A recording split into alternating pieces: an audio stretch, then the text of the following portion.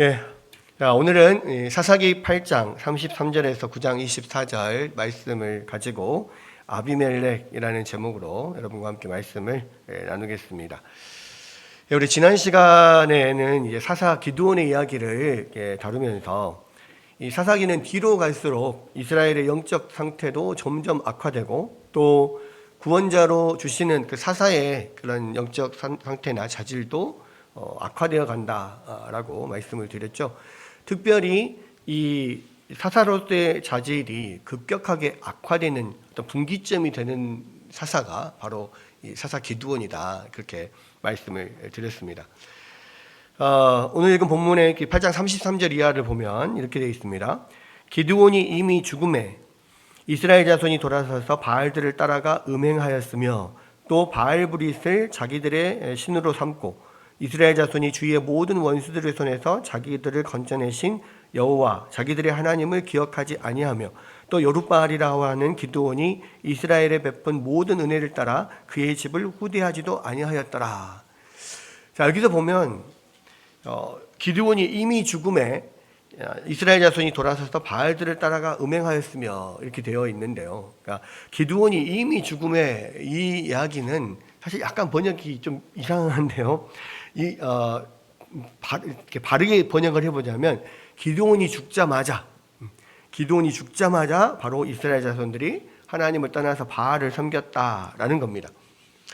그러니까 물론 이 전에도 사사들이 죽고 나면, 사사들이 살아있는 동안에는 하나님 여호와를 섬기다가 사사들이 죽고 나면 점점 이제 가나안 신들을 섬기는 그런 형태로 바뀌어가고, 또 그렇게 이스라엘 백성들이 온통 우상 숭배에 빠져 있으면 하나님께서 그들을 징치하사 이민족들이 침입하게 하셔서 그들을 괴롭히죠. 그리고 이제 그들이 그 속에서 아이고 하나님 죽겠습니다, 하나님 나를 살려주십시오 라고 하면 하나님께서 사사를 보내서 그들을 이렇게 구원하시고, 이런 패턴들이 반복이 됩니다. 그러니까 이게 계속 반복이 되다 보니까 그냥 똑같이 그냥 반복이 된 게 아니라 반복이 되면서 점점 더 악화되는 구조로 되어 있다, 이렇게 이야기를 했죠. 특별히 기드온 때가 영적으로 이스라엘 백성들이 더 급격하게 떨어지는 면, 또 사사로서 어떤 자질도 급격하게 떨어지는 면들이 이제 보여지게 되는데요. 여기서도 보면 그 전에는 사사가 죽으면 점점점 하나님을 떠나서 이스라엘이 우상 숭배를 하기 시작합니다. 근데 기드온 때는 어떻습니까? 기드온이 죽자마자 바로 그냥 바알을 섬기고 이 바알 브릿을 자신의 하나님으로 그렇게 섬겼다, 그렇게 이야기를 하는 거예요. 왜 그랬을까? 왜 기드온 때는 갑자기 그렇게 그냥 죽자마자 바로 바알 숭배로 넘어갔을까? 그 원인의 제공자는 누굽니까? 기드온이에요. 왜 기드온이 원인 제공자냐? 8장 27절에 보면 지난주에도 말씀드렸지만 기드온이 미디안을 물리치고 얻은 전리품 중에서 금 귀고리를 나한테 달라 그래가지고 그 금 귀고리를 가지고 금으로 된 에봇을 하나 만듭니다. 금 에봇. 근데 이 금으로 에봇을 만들었다는 것은, 이 에봇은 대제사장이 입는 조끼 같은 거예요. 거기에 이스라엘 지파 12지파를 상징하는 12개의 보석이 앞에 달려 있고, 그 안에 우림과 둠밈이라고 하는 또 돌 같은 게 들어 있습니다. 그래서 이 우림과 둠밈으로 여호와의 뜻을 물어보고 하나님 뜻이 무엇인가를 그걸로 제비 뽑아서 맞추는 거예요. 그러니까 뭐 어떤 것이 예쓰고 어떤 게 노인지는 모르겠습니다. 근데 우림과 둠밈이 하나는 노고 하나는 예쓰고 그래요. 하나님 앞에 뭐 예를 들어서 여호수아 때도 우리가 올라가서 치리이까 물어봐요. 그럼 하나님이 그래라라고 했다는 것은 뭐냐면 대제사장이 뽑았는데 예스가 나왔다는 거예요. 우림과 둠밈 뽑았는데, 그러면 누구부터 갑니까? 그럼 유다가 먼저 가라 그랬잖아요. 그것도 12지파를 다 물어볼 수 있는 거죠.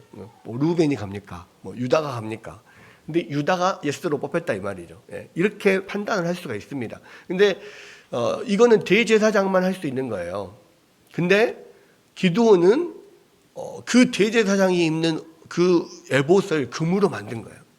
그러면 그렇게 금으로 만들어 가지고 자기의 고향 집 오브라에다가 그 금 에봇을 놔둡니다. 그러자 이스라엘 백성들이 온 이스라엘들이 그 금 에봇을 음란히 섬김으로 이 기드온의 집에 올무가 됐다 이렇게 이야기를 하잖아요. 그게 무슨 이야기냐면 음란히 섬겼다는 이야기는 우상 숭배, 우상처럼 섬겼다는 겁니다. 그 금 에봇이 하나의 우상처럼 여겨져서 그렇게 섬겼는데 왜 그렇게 그런 일들이 일어나냐? 그러니까 원래는 여호와의 뜻을 물으려면 어디로 가야 됩니까? 성막으로 가야 돼요. 실로에 있는 성막으로 가서 대제사장에게 그걸 물어봐야 됩니다. 근데 그것도 여호와의 뜻을 묻는 게 모든 이스라엘 백성들이 사적으로 그냥 물을 수 있는 게 아니잖아요. 보통 그 지파에 있던 뭐 장들, 족장들이나 좀 대표자나 이런 사람들이 보통 가서 이스라엘 전체에 어떤 해당하는 그런 사안들을 가지고 이렇게 물어보는 겁니다. 그랬을 때 이제 대제사장이 우림과 둠밈으로 하나님의 뜻을 전하는 거죠. 근데 자, 그렇게 그 여호와의 뜻을 물어보는 것은 사실 멀리 있고요. 게다가 개인적인 사사로운 뭔가를 이렇게 물을 수가 없잖아요. 근데 이제 금 에봇을 만든 것은 사사롭게 그냥 만든 겁니다. 누구나 가서 그냥 궁금한 거 다 물어보고 금 기드온이 금 에봇에서 우림과 둠밈 같은 걸로 해서 하나님의 뜻이다 이렇게 이야기를 해주고 뭐 이렇게 되는 거란 말이에요. 그러니까 훨씬 더 접근성도 가깝고 더 문턱도 낮고 그러니까 보통은 우상들에게 우리가 보통 점을 볼 때 어디 무당들한테나 가가지고 점 보는 사람들 있잖아요. 이번에 내가 선거에 출마하려고 하는데 당선이 되겠습니까? 안 되겠습니까? 이런 거 물어보잖아요. 그죠? 이번에 무슨 사업을 하려고 하는데 이게 잘 되겠습니까? 안 되겠습니까? 보통 이렇게 물어봐요. 그러니까 사사롭게 자기가 알고 싶은 거를 이렇게 물어본단 말이에요. 근데 금 에봇이 있는 기드온의 집에 가서 그렇게 사사롭게 그렇게 물어봐요. 그거는 뭐하고 똑같습니까? 우상을 섬기는 거와 똑같은 거예요. 무당에게 가서 그냥 사사롭게 자기의 궁금한 점들을 물어보고 복채놓고 오고 이렇게 하는 것과 똑같은 거예요. 그게 이제 우상을 섬기듯이 금 에봇을 섬긴 거다. 음란히 행한다라고 하는 것이 그런 거거든요. 그러니까 결국은 뭐가 된 겁니까? 지금 기드온은 자기는 이스라엘 백성들이 자기 보고 왕이 되어달라고 했을 때 나는 그런 거 안 한다. 나는 왕 같은 거 안 한다. 하나님이 너희의 왕이시다. 그래 놓고 자기는 사실은 하나님의 어떤 뜻을 전하는 하나님과 이스라엘 백성 사이에 어떤 중보자 역할을 하는 어떤 대제사장의 그 역할을 하고 싶은 거예요. 그러니까 하나님 밑에 자기. 그게 되고 사실은 왕적인 존재인 거고 그리고 실제적으로 그의 아들들 부인들을 많이 두고 아들을 70명이나 낳고 이것은 그때 당시에 그런 이방 왕들이 하는 일이거든요. 왕들이 아니고서는 그렇게 많은 부인을 두고 많은 그런 아들을 두지 않거든요. 그러니까 결국 기드온은 말은 자기가 왕이 아니라고 하는데 실제로는 왕처럼 그냥 그렇게 살았어요. 그것도 그냥 왕이 아니고 이스라엘에서 가장 존귀하고 명예로운 대제사장의 자기의 역할을 하는 왕. 그러니까 자기가 스스로 이제 그리스도가 되는 거죠. 그러니까 그리스도라고 하는 것이 우리가 아는 그리스도라고 하는 게 구약에 기름 부어서 세우는 왕과 선지자와 제사장의 역할을 다 함께 가지고 있는 어떤 직분이 그리스도잖아요. 그러니까 기드온이 그냥 제사장과 왕의 직분을 다 갖고 있는 그런 그리스도처럼 사실은 자기가 그렇게 존경받기를 추대받기를 사실은 원하는 거였다라는 겁니다. 그러니까 이게 결국은 그런 식으로 해서 자기가 높아지려고 하는 그런 마음으로 만든 그 에봇을 사람들이 우상 숭배하는 것처럼 섬기다 보니까 말만 여호와를 섬기는 거지 이미 기드온 때부터 이스라엘 백성들은 사실 우상 숭배를 하고 있었던 거예요. 말만 여호와께 묻는다 이렇게 되어 있지 실제적인 그런 하나님을 섬긴다라고 하는 방법은 바알신을 섬기고 무당하게 가서 그런 질문을 하고 답을 얻는 거나 똑같은 그런 형태로 하나님을 섬겼다는 말이에요. 그러니까 이미 기드온 때부터 그렇게 살았기 때문에 기드온이 죽자마자 그 다음부터는 이제 명목상으로도 하나님을 섬긴다고 하지 않고 그냥 바로 바알 숭배로 바로 들어갔다는 겁니다. 그러니까 이러한 그런 그 갑작스러운 급하게 영적으로 타락하게 된 배경에는 기드온이 있었단 말이에요. 여러분, 이것이 우리에게 시사하는 바가 뭡니까? 하나님의 말씀대로 바르게 하나님을 섬기지 않는 것은 결국은 말은 하나님을 섬긴다라고 하는데 그 우상 숭배와 똑같은 거라는 거예요. 우리가 그 10계명 중에서 1계명과 2계명을 좀 헷갈리는 경우가 많아요. 우리 1계명은 나 외에 다른 신을 내게 두지 말라 하는 거잖아요.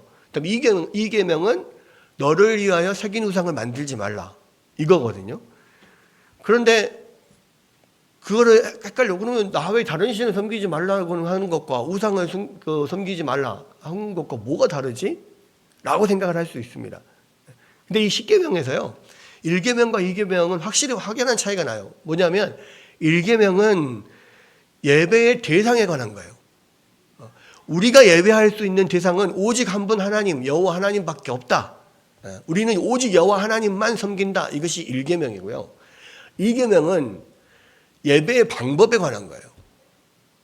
그러니까 여호와 하나님을 섬기되 이방 신들을 섬기는 것처럼 그렇게 우상을 만들어 놓고 섬기지 말라는 겁니다. 그러니까 예배의 방법이에요. 왜?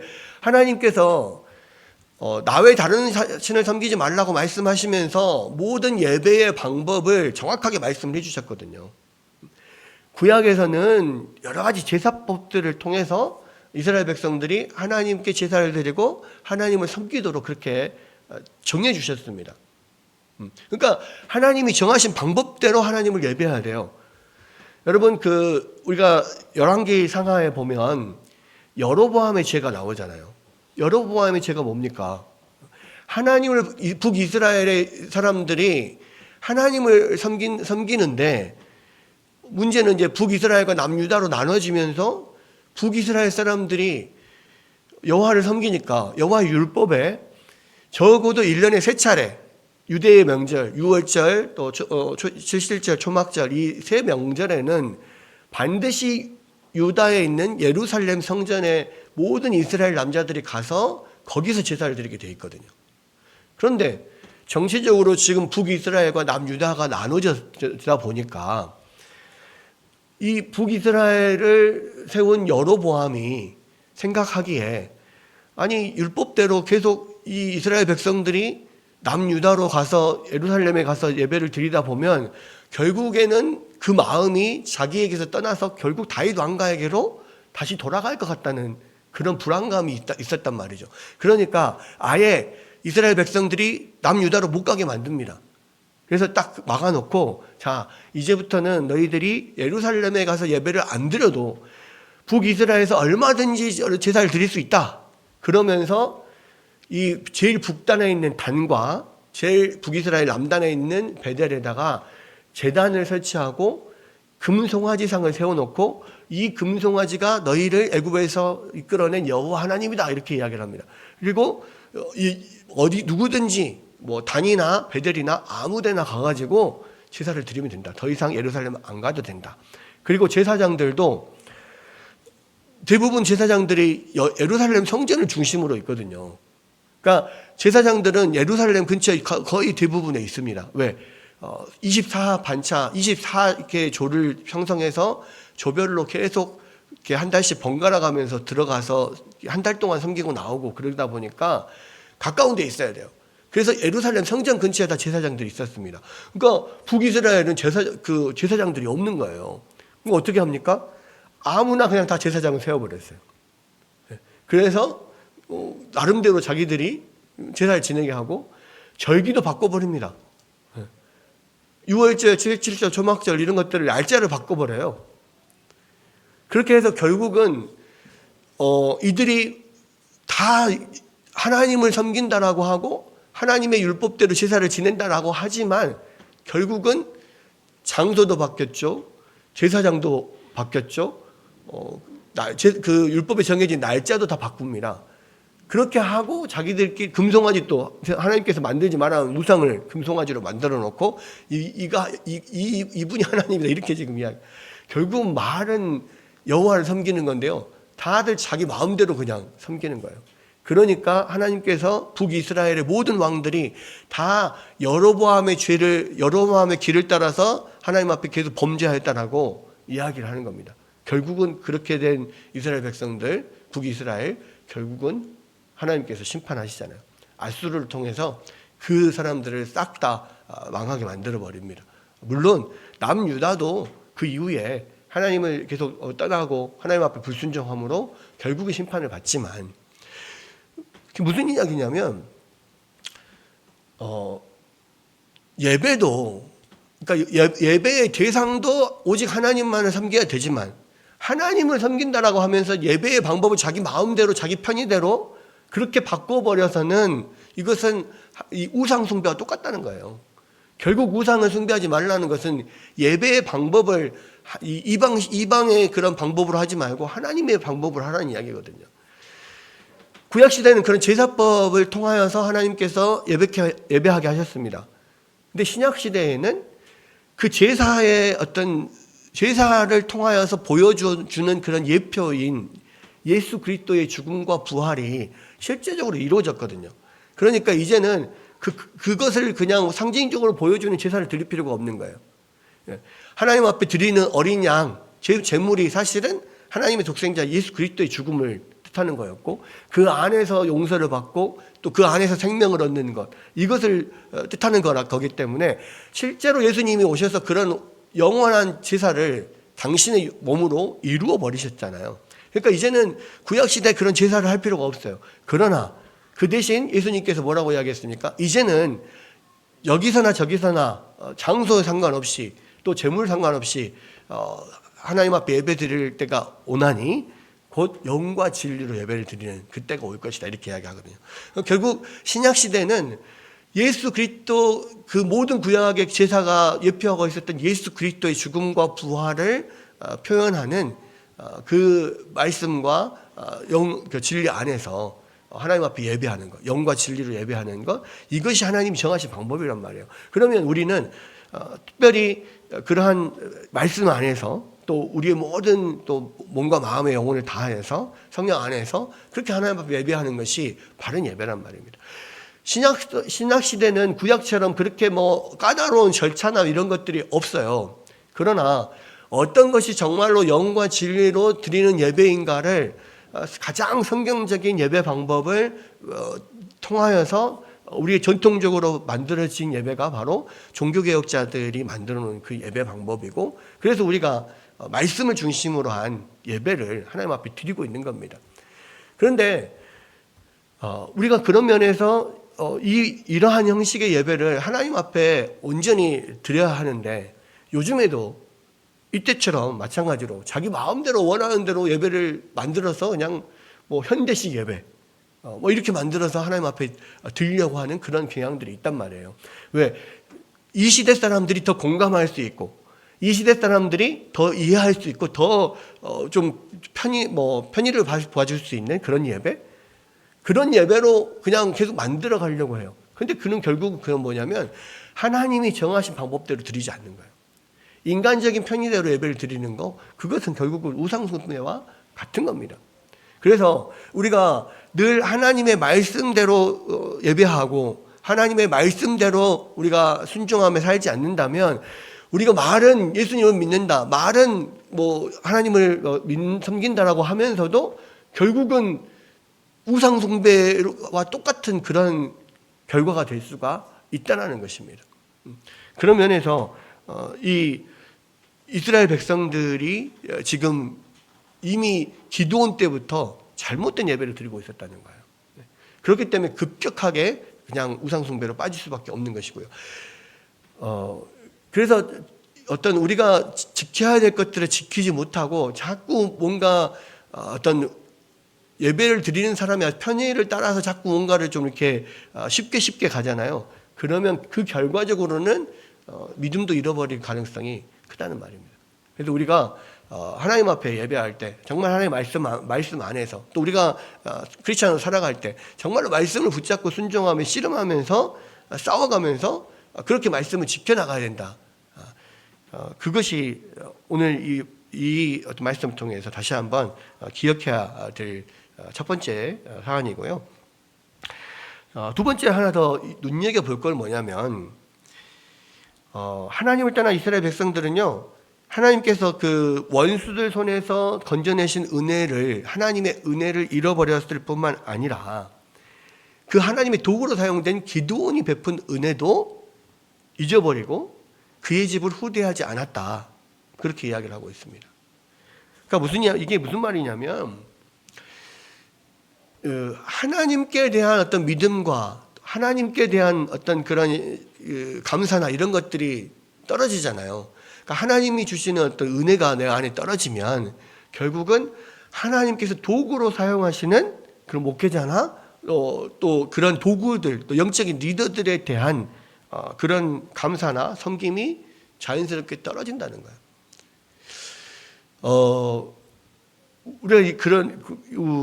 우리가 학창 시절에 어떤 선생님을 좋아하게 되면 그 과목을 엄청 열심히 공부합니다. 그리고 그 성적도 좋아져요. 그러니까 그게 비례하는 것처럼 사실은 두 가지가 똑같아요. 하나님에 대한 믿음이 어떤 떨어지잖아요. 그러면은 그 하나님께서 세우신 어떤 말씀에 대언하는 그 설교자에 대한 마음도 멀어져요. 하나님께서 멀어지면 목회자에 대한 마음도 멀어져. 반대로 하나님께 대한 마음이 더 불타오르고 또 하나님 앞에 더 이렇게 마음이 뜨거워지잖아요. 그 목회자에 대한 마음도 더 뜨거워져요. 그러니까 이게 하나님에 대한 우리 마음의 거리와 목회자에 대한 마음의 거리가 동일하다는 겁니다. 여러분, 그래서 이것을 살펴보면 하나님 말씀을 전해주고 자신을 위해서 기도해주는 그런 영적인 리더나 목회자에 대한 어떤 감사와 그런 마음들이 어떠한가를 보면 자기 자신의 영적 상태를 진단할 수 있다는 거예요. 그래서 영적인 리더와의 거리가 하나님과의 거리라고 할 수가 있어요. 그러니까 하나님께 더 가까이 나아가고 싶은 사람들은요, 목회자에게 또는 영적 리더에게 더 가까이 나아가려고 해요. 더 마음을 열고 더 고민과 기도 제목도 막 나누고 더 섬길 것이 있는지 살펴보고 더 마음을 쓰고 뭐 이렇습니다. 근데 반면에 하나님에 대한 마음이 멀어지잖아요. 그러면은 그 말씀을 전하는 또 그 말씀을 가지고 목양하는 어떤 영적인 리더들과 멀어지게 돼요. 그런 면이 지금 기드온에게서도, 기드온 시대의 사람들에게서도 그대로 나타난다는 겁니다. 그러니까 하나님에 대해서 믿음이 지금 완전히 하나님께서 돌아섰잖아요. 그러니까 그 자기들을 하나님의 팔로서 구원하였던 그 기드온에 대한 집에 대한 감사와 후대가 사라져버렸어요. 여러분, 이게 지금 우리에게 시사하는 바가 큽니다. 그래서 하나님 앞에 더 가까이 나가고 싶잖아요. 하나님 앞에 뜨겁게 하나님 사랑하고 싶습니다. 그런 마음을 가지면요, 더 영적인 리더나 목회자들에게 더 가까이 나아가야 돼요. 그래서 더 자기가 할 수 있는 또 마음을 더 열어놓고 또 기도 제목도 더 나누고 고민도 상담하고 또 그 입에서 더 떨어지는 말씀을 다 귀담아 듣고 그걸 순종하고 실천하려고 하고 이러한 것들이 있을 때 하나님께 더 마음이 가까이 가지게 되고 더 깊은 하나님과 어떤 교제가 있게 된다는 겁니다. 자, 그런 면을 우리가 또 눈여겨볼 필요가 있다라고 하는 거예요. 결국은 그렇게 해서 하나님으로부터 멀어진 이스라엘 백성들이 기드온의 집에 대해서도 멀어지게 돼요. 후대하지 않게 됩니다. 9장은 결국 그게 뭐냐? 그 결과 하나님으로부터 돌아서서 하나님을 배신한 이스라엘 백성들이 기드온의 집도 배신한 이야기가 9장에 나오는 거예요. 근데 그 9장의 중심에 등장하는 사람이 바로 누구냐면 아비멜렉입니다. 자, 이 아비멜렉. 자, 기드온에게는 많은 부인과 70명의 아들이 있다고 그랬죠. 그러니까 말로는 왕이 되지 않겠다고 했지만 실제적으로는 자기가 왕처럼, 그것도 어떤 대제사장의 어떤 권한을 가진 왕처럼 그렇게 살았단 말이에요. 그러니까 기드온의 이중성이 지금 드러나고 있는 건데, 그런데 이 70명의 아들들은 다 정실 부인의 아들들이었어요. 그러니까 무슨 이야기냐면 정식으로 결혼한 부인들의 아들들이에요. 그런데 이 70명 아들 외에 첩의 아들이 있었습니다.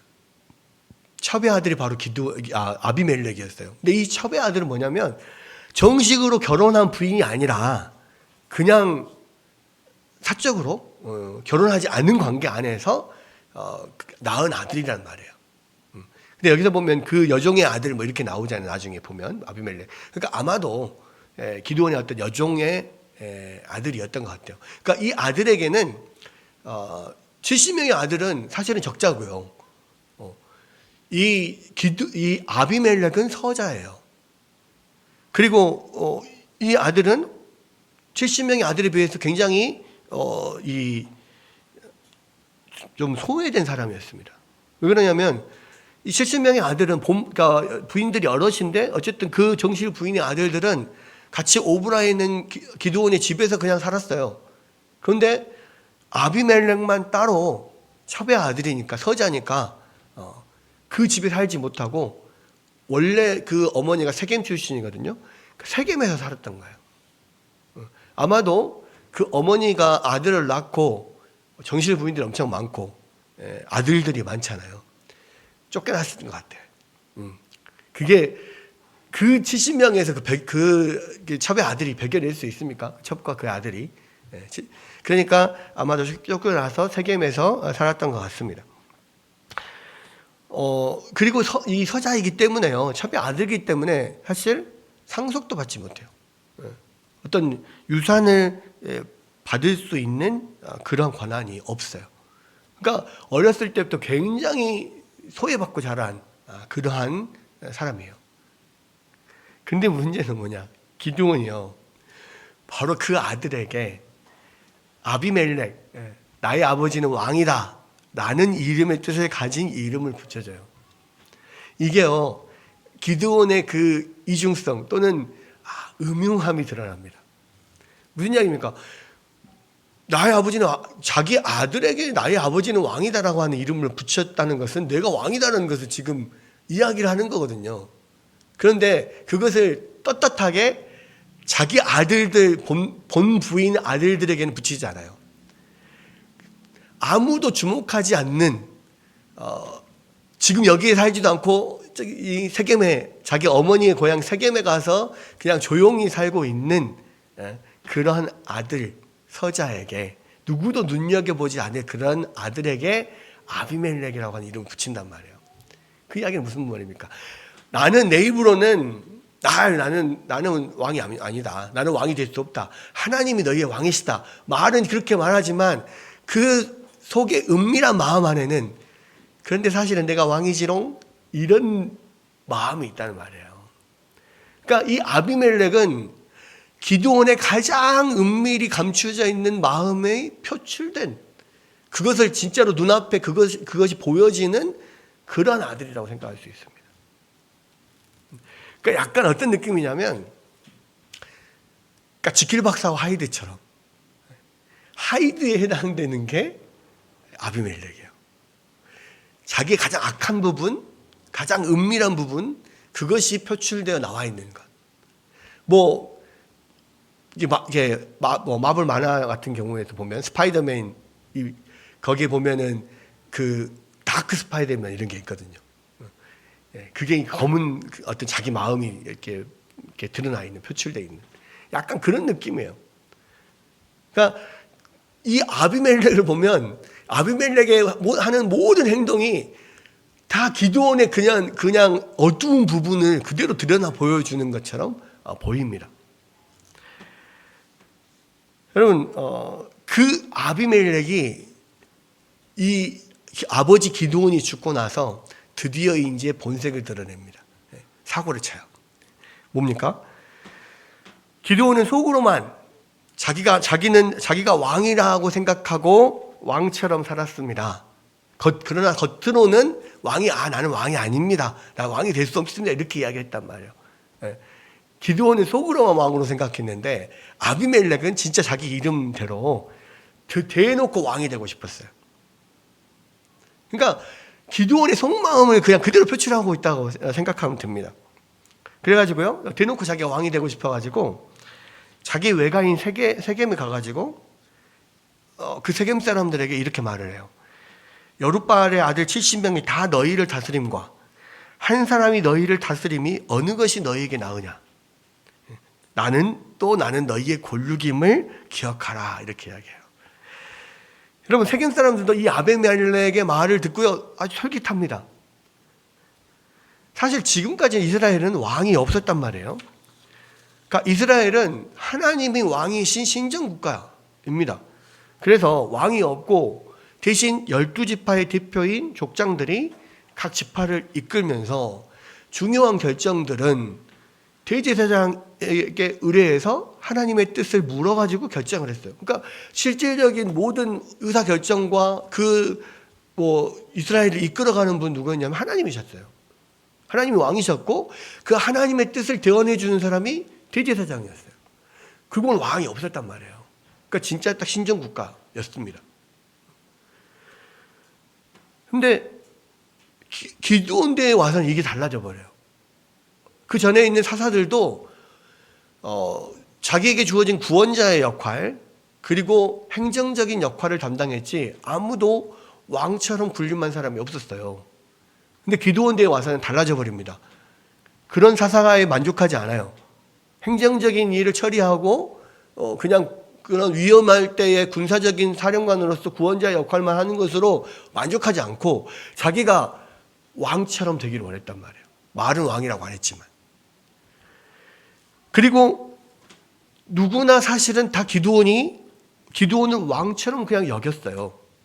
실제적으로. 그래서 기드온이 죽고 나서는 그 아들 중에 누군가가 왕이 될 거라고 생각을 했습니다. 그런데 만약에 그렇다면 그 70명의 아들 중에 누군가가 왕이 된다면 이 지금 세겜 사람이 생각하기에 그러면 다른 사람들이 왕이 되는 것보다 자기들의 이익을 대변해 줄 수 있는 아비멜렉이 왕이 되는 것이 자기들한테 유리할 거 아니에요. 누군가 왕이 된다면. 그러니까 아비멜렉의 말이 그럼 맞네. 아비멜렉이 왕이 되면 좋겠네. 근데 문제는 뭡니까? 아비멜렉이 서자기 때문에 다른 70명의 아들보다 입지가 좋지가 않아요. 그러니까 가만히 그냥 있어서는 절대로 왕이 될 수가 없죠. 그러니까 어떻게 합니까? 세겜 사람들이 오케이 좋아. 그러면 우리의 이익을 대변하기 위해서 이 아비멜렉을 왕으로 만들자. 그러려면 가만히 있어서는 안 돼. 군사를 모으자. 군자금을 대자. 그래서 군자금을 70세겔을 은 70세겔을 지원을 합니다. 그런데 그 70세겔을 어디서 가져오냐면 바알브릿의 신전에서 가져와요. 그러니까 예나 지금이나 정치자금을 지원한 사람은 나중에 그 지원 대상자가 권력을 잡고 나면 혜택을 보게 돼 있어요. 그렇죠? 그러니까 바알브릿의 신전에서 자금을 댔다는 그것은 뭔 말이냐면 아비멜렉이 지금 바알 신전과 결탁했다는 이야기예요. 그러니까 아비멜렉이 세겜 사람들을 등에 업고 바알브릿 신전과 결탁을 해서 자기가 왕이 되고자 했어요. 그래서 군자금을 은 70세겔을 가져와요. 그래서 그 은 70세겔로 방탕하고 경박한 사람들, 즉 정치 깡패를 돈으로 삽니다. 용병을 구해요. 용병을. 그래서 아마 70세겔을 받았던 것은 그 기드온의 아들들, 본 정실 부인의 아들들 70명 한 사람당 한 세겔씩 해가지고 그렇게 아마도 몸값을 정한 것 같아요. 그렇게 해서 한 사람당 한 세겔씩 주겠다. 정치 깡패들을 데리고 가서 그의 아버지 집 오브라를 쳐가지고요. 오브라에 있는 자기 집을 덮쳐서 그 정실 부인의 아들들 70명을 다 붙잡아서 한 자리에 모아놓고 한 바위 위에서 그들을 싹 죽여버립니다. 그리고는 이제 그들이 없으니까 이제 나만 남았으니까 내가 이제 왕이 될 수 있다. 이렇게 한 거죠. 그렇게 해서 이 아비멜렉이 세겜 사람들과 그 근처에 있는 밀로 사람들의 추대를 받아서 이 세겜의 상수리 나무 근처에서 왕으로 등극을 합니다. 근데 이 세겜의 상수리 나무는요, 그러니까 세겜은 굉장히 영적으로 중요한 지역이에요. 이 세겜은 어디냐면 아브라함이 하나님께 그 지시를 받고 내가 너에게 보여줄 땅으로 가라 명령을 받고 왔잖아요. 계속 그냥 어딘지도 갈 바를 모르고 오다가 나중에 세겜에 이르렀을 때 하나님께서 여기가 바로 내가 너희와 너희 자손에게 줄 땅이다 그렇게 말씀을 하셔서 가나안에서 가장 처음으로 하나님 앞에 제단을 쌓은 곳이 세겜입니다. 그리고 여호수아가 이스라엘 백성들을 데리고 가나안 땅에 들어와서 처음으로 언약식을 한 곳이 바로 세겜이에요. 그 모세의 어떤 지시에 따라서 이걸 했는데 이 세겜 주변에 세겜은 어떤 곳이냐면 우리가 잘 아는 그리심산과 에발산이라고 하는 두 산으로 둘러싸여 있는 곳입니다. 그래서 여호수아와 이스라엘 백성들이 그 세겜에서 이 언약식을 하는데요. 그리심산에 올라가서 여호와 하나님을 믿고 순종했을 때 하나님께서 주시는 축복에 대해서 거기서 낭독을 해요. 그리고 에발산에 올라가서 만약에 하나님 말씀대로 하나님을 섬기지 않고 순종하지 않았을 때 받는 저주를 에발산에 가서 선포를 합니다. 근데 이곳이 그리심산과 에발산으로 둘러싸여 있는 가운데 분지 지역이 바로 세겜이에요. 그래서 이 세겜에 이스라엘 백성들이 있고 그리심산과 에발산으로 각각 사람들이 올라가가지고 큰 소리로 외치면 그 밑에 사람들이 다 듣게 되어 있습니다. 그런 식으로 다 들리는 그런 형식으로 되어 있어요. 그러니까 그 세겜이라고 하는 곳이 굉장히 중요한 장소예요. 그곳에서 하나님께서 약속하신 장소고 그곳에서 언약식을 한 장소고. 근데 그 세겜에서 자기 스스로 이 모든 자기의 이 아버지 아들들을 싹 다 죽이고 스스로 처음 왕이 된 사람이 아비멜렉이에요. 그래서 우리는 이스라엘 최초의 왕을 사울이라고 그렇게 알고 있잖아요. 물론 공식적인 왕은 사울입니다. 왜? 하나님의 허락하에서 공식적으로 세워진 왕이 사울이에요. 그런데 비공식적으로 지가 스스로 먼저 왕이 된 사람이 있었어요. 누구냐면 아비멜렉입니다. 그러니까 근데 이제 그렇게 아비멜렉이 왕이 됐는데요. 이 모든 기드온의 모든 아들들이 싹 다 죽을 때 하나님이 은혜를 베푸셔가지고 한 명 살려놓은 사람이 있었어요. 그게 막내 아들 요담입니다. 막내 아들 요담이 구사의 일생으로 살아나요. 그래가지고 기드온이 아비멜렉이 그 세겜에서 왕위에 올랐다라는 소식을 듣고 그리심산으로 올라가서 그 세겜 사람들에게 그 위에서 외칩니다. 그 그리심산 꼭대기에서 외치면 밑에 세겜 사람들이 다 들리거든요. 그러니까 이 세겜 사람들아 내 말을 들어보소 하면서 이야기를 하면서 이 나무에 관련된 우화를 이야기를 하죠. 나무들 중에서 왕을 세우고자 했는데 나무들 중에서 가장 가치가 있는 그러한 감람나무, 무화과나무, 포도나무 그런 나무들에게 가서 다 왕이 되라 했더니 나는 해야 될 일이 많아서 안 된다. 하나님과 사람을 위해서 이런저런 많은 일을 해야 된다라고 거절을 하니까 이게 볼품도 없고 그늘도 없고 쓸모도 없는 가시나무한테 가서 그럼 네가 왕이 되라 그랬더니 가시나무가 내가 나를 왕으로 삼으려면 싹 다 내 그늘 밑에 와서 쉬어라. 내 그늘로 들어와라. 그렇게 말하는데 실제로는 가시나무는 그늘이 없어요. 왜? 이파리가 있어야지 무슨 그늘이 있는데 이파리가 다 가시로 돼 있는데 무슨 그늘이 있겠습니까? 그냥 이거는 말도 안 되는 이야기를 하는 거죠. 그리고 만약에 말 안 들으면 내 밑에 와서 말 안 들으면 싹 다 불태워버리겠다. 그렇게 엄포를 놓고 이런 이야기를 하면서 너희가 세겜 사람들아, 그러니까 이 가시나무가요 아무리 짝에도 쓸데가 없고요. 가시나무는 밑파리도 없고 다 말라 있기 때문에 불이 잘 붙습니다. 그래서 이제 모세가 여호와의 그 불을 본 그 떨기나무, 그 나무가 사실 가시나무거든요. 가시나무가 원래 불이 잘 붙어요.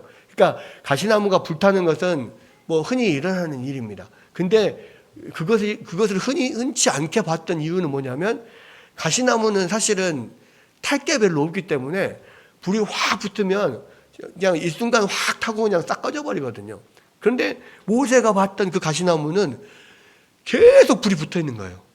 그러니까 이상한, 신기한 일이다 하고, 이상하네 하고 가까이 가봤던 거죠. 여호와의 불이 거기에 계속 불타오르고 있었던 겁니다. 그러니까 무슨 이야기냐?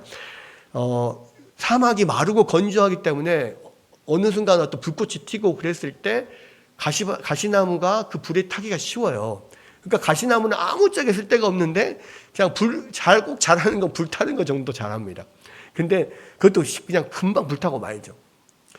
그러니까 이 가시나무가 그것도 무슨 자랑이라고, 나한테 복종하지 않으면, 말 안 들으면 다 불태워버리겠다, 막 이렇게 이야기를 했다라고 하면서 그 우화를 들어서 바로 아비멜렉이 그 많은 기드온의 아들 중에 가시나무 같은 쓸데없는 그런 사람이고, 결국 그를 왕으로 세운 너희들도 나중에 그 가시나무에서 불이 나와서 다 불타듯이 너희가 아비멜렉에 의해서 다 파멸당할 것이다. 그리고 아비멜렉도 세겜 사람들에 의해서 다 파멸당하게 될 것이다.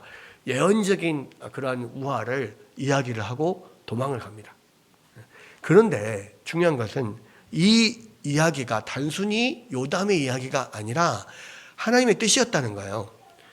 뭐라고 되어 있습니까? 이 9장 23절 24절에 보면 하나님이 아비멜렉과 세겜 사람들 사이에 악한 영을 보내심에 세겜 사람들이 아비멜렉을 배반하였으니 이는 여룻바알의 아들 70명에게 저지른 포악한 일을 갚되 그들을 죽여 피 흘린 죄를 그들의 형제 아비멜렉과 아비멜렉의 손을 도와 그의 형제들을 죽이게 한 세겜 사람들에게로 돌아가게 하심이라. 하나님의 뜻이었다는 거예요. 결국은 이 오담이 말한 것처럼 아비멜렉이 다스린 지 3년이 되던 해에 이 아비멜렉과 세겜 사람들 사이에 서로 분열이 일어납니다. 서로 배반하고 결국은 그것으로 인하여서 세겜 사람들이 완전히 다 거의 멸망을 당할 정도로 굉장히 다 죽게 되고, 이 아비멜렉도 결국은 죽게 되는 일이 이제 이후에 일어나거든요. 근데 이것이 하나님의 뜻이었다는 겁니다. 여러분, 이 사건에서요, 몇 가지 드러나는 사실이 있어요. 뭐냐면 이 아비멜렉 사건은 결국은 기드온의 드러나지 않은 교묘히 숨은 죄악에 대한 하나님의 심판이었다는 거죠.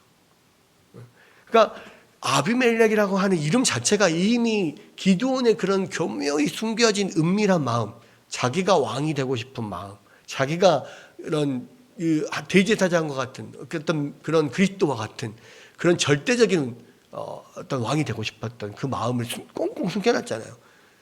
근데 그것이 표출된 게 아비멜렉이에요. 그리고 그 아비멜렉을 하나님께서 심판하셨다고 하는 것은 결국 기드온의 그 숨은 죄악을 하나님께서 심판하셨다는 거예요. 물론 그 가운데서도 하나님은 심판 중에도 긍휼을 잃지 않는 분이시기 때문에 결국은 그 기드온의 아들들과 아비멜렉도 다 죽지만 요담이라고 하는 마지막 막내 아들 하나를 하나님께서 살려주시는 거죠. 그것은 하나님이 심판하시는 가운데도 긍휼을 잃지 않는다는 것을 지금 보여주는 것이고요. 그 기드온이 자기가 왕은 아니라고 했지만 왕처럼 살았던 어떤 그 증거라고 할 수 있는 70명의 아들을 싹 다 죽였다. 아비멜렉을 통해서 하나님께서 다 죽이신 거거든요. 결국은 기드온의 그 숨은 죄악을 심판한 거라는 거예요. 여러분, 하나님은요, 우리가 겉으로 드러내지 않는 정말 꽁꽁 숨겨놓은 은밀한 죄악도 하나님께서 드러내서 심판하시는 분이에요. 우리가 겉으로는 정말 신앙 좋은 척하고 그 겉으로는 하나님을 잘 섬기는 척하고 내 하나님 앞에 정말 겸손하고 겸비한 척 해도요, 내 안에 은밀히 어쩌면 나조차 깨닫지 못할 그러한 교만함이나 그러한 은밀한 죄악들, 우리가 아무리 숨겼다고 해도 하나님 눈에는 숨길 수 없다는 거예요. 결국에는 하나님께서 하나님 뜻에 합당하지 않은 그것을 결국은 심판하신다는 거예요. 징치하신다는 겁니다. 여러분, 그래서요, 아직 들키지 않은 죄, 하나님 앞에서, 사람들 앞에서 드러나지 않은 죄, 그냥 하나님 앞에, 사람 앞에서 들키지 않았다라고 여러분 안심해서는 안 됩니다. 우리가 심지어는 우리가 인식하지 못하는 죄라도 하나님을 용납하지 않으신단 말이에요. 결국은 그것을 계속해서 묵혀두면, 쌓아두고 감춰두면 나중에 하나님께서 그것을 드러내서 백일하에 하나님께서 심판하실 거예요. 그러니까 우리 안에 있는 그런 작은 그런 마음들, 은밀한 죄들, 하나님 앞에 지금 이 시간 하나님 앞에 회개하고 나가야 돼요. 그리고 하나님 앞에 늘 기도해야 됩니다. 하나님, 내가 정말 하나님 앞에 회개하지 못한 그런 은밀한 죄악이 있다면 하나님 깨닫게 해주십시오. 그래서 하나님 앞에 철저하게 회개하고 정말 하나님의 뜻을 좇아서 나아가야 한다라는 거예요. 그것이 기드온을 통해서 우리 가운데 아비멜렉을 통해서 보여주는 거예요. 그리고요, 아비멜렉은요, 하나님의 뜻과는 완전히 180도 완전히 다른, 그냥 하나님의 뜻에 가장 반대에 서 있는 사람이 아비멜렉입니다. 이 아비멜렉 사건에는요, 그러니까 아비멜렉과 세겜 사람들에게는 하나님이라고, 여호와 하나님이라고 하는 개념 자체가 아예 들어있질 않아요. 기드온은 하나님을 섬긴다라고 하면서도 그 밑에 그런 욕망들을 숨겨놓고 그래도 겉으로는 하나님을 섬겼습니다. 아비멜렉과 세겜 사람들은 아예 하나님과는 정반대에 서 있어요. 바알 브릿 신을 섬겨요. 바알 브릿과 결탁을 해서 그 자금을 받아서 자기가 왕이 되려고 해요. 사실 이스라엘은 하나님께서 이스라엘을 세우신 것은 하나님이 다스리는 신정 국가를 세우기 위해서 하나님께서 이스라엘을 가나안 땅으로 인도한 거거든요. 그런데 아비멜렉은 그 실제적으로 왕이신 하나님을 거부하고 스스로 자기가 인간적인 왕이 되려고 하고, 세겜 사람들은 그렇게 그냥 이방 사람들이 세우듯이 똑같은 그런 인간적인 왕을 세우려고 해요. 하나님의 뜻과는 정반대로 지금 일을 하고 있는 겁니다. 그래서 우리는 하나님의 뜻과 정반대에 서 있는 사람, 그래서 우리가 반사사 이렇게 이야기도 하고 적그리스도의 예표 이렇게 이야기도 합니다. 그러니까 사사들은요, 그 전에 있던 기드온까지 다 포함해서 모든 사사들은요, 자기들은 사사가 되고 싶어 하지 않았어요. 사사가 될 마음도 없었어요. 근데 하나님이 그냥 부르셔서 세운 사사예요. 그런데 아비멜렉은 자기가 그냥 스스로 사사가 되고 싶어 했어요. 사사가 아니라, 사사 정도가 아니라 자기가 그냥 왕이 되려고 했습니다. 그러니까 하나님의 뜻에 완전 정반대에 서 있어요. 그리고 하나님이 사사를 세우신 이유는 뭐냐면 이스라엘 백성들을 구원하려고 세웠어요. 아비멜렉은 이스라엘 백성들을 구원하기는커녕 이스라엘 백성들을 자기가 다 죽여요. 그냥 자기 세겜 사람들, 밀로 사람들, 자기가 스스로 왕이 됐는데 나를 무시해, 그래가지고 싹 다 죽입니다. 그러니까 이스라엘의 구원자가 아니라 이스라엘을 파멸시키는 파괴자예요. 그냥 이민족들하고 똑같아요. 그러니까 무슨 이야기냐면 하나님께서 하나님을 떠나서 우상 숭배하는 이스라엘 백성들을 징치하기 위해서 이민족들을 통해서 그들을 이렇게 괴롭히잖아요. 근데 이번에는 이민족 대신에 아비멜렉을 통해서 괴롭힙니다. 그러니까 사사가 아니라 그냥 이민족하고 똑같은 그런 역할을 자기가 이스라엘 왕이라고 하면서 그렇게 하는 거예요. 심지어는 사사로서 이스라엘을 공격하는 사사가 뿐만이 아니라요, 이스라엘 자체가 아니라요, 자기 형제들을 죽이는 사사예요. 그러니까 완전히 이거는 하나님의 뜻과는 상반되는 그런 사사거든요. 근데 이게요, 세상 사람들이 세우는 왕이에요, 그냥. 그러니까 이 아비멜렉을 통해서 보여주는 게 뭐냐면 이스라엘은 하나님의 왕이시다라는 겁니다. 그런데 하나님이 왕이신다는 이 사실을 거부하고 스스로 왕이 되려고 하는 사람들, 그러한 자들의 말로가 어떻게 되느냐를 보여주는 거예요. 그런 왕이 되고자 하는 사람이나 그런 왕을 세우는 사람들이나 결국은 하나님의 심판을 받게 된다. 결국 하나님의 뜻은 하나님이 왕이시고 하나님이 다스리는 나라, 그 나라를 세우고자 하는 것이 하나님의 뜻이라는 것을 보여주는 겁니다. 결국 여러분 이 시대도 마찬가지예요.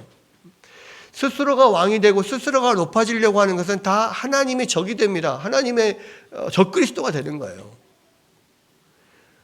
하나님이 원하시는 하나님의 나라는요, 오직 예수님이 왕이 되시고 오직 하나님이 왕이 되시는, 그리고 오직 주님만을 겸비한 마음으로 섬기고 그 뜻을 행하는 그런 하나님의 나라를 하나님께서 구약시대나 지금이나 원하신다는 말이에요. 우리가 이 시대에 내가 뭔가 나를 드러내고 내가 더 높아지고자 하고 내가 존경받기를 원하고 내가 어떤 명예를 얻기 원하고 그렇게 해서 내가 막 나서서 뭔가를 하려고 하는 사람들은 다 아비멜렉이고 다 기드온 같은 사람들이라는 겁니다. 기드온은 그래도 하나님 나라의 귀한 일이라도 했죠. 아비멜렉은 완전히 하나님의 상반되는 일을 하는 거예요. 여러분, 이 말씀을 통해서요, 정말 이 시대에 정말 하나님의 뜻대로 사는 하나님의 백성들은 어떤 것이냐. 자기를 내세우고 자기를 드러내고 자기가 높아지려고 하는 것이 아니라 오직 하나님을 왕으로 섬기고 하나님만 높이고 내가 낮아져서 낮은 마음으로 공동체를 섬기는, 하나님을 섬기는, 교회를 섬기는 그런 자들을 하나님은 원하시고 지금도 부르신다는 겁니다.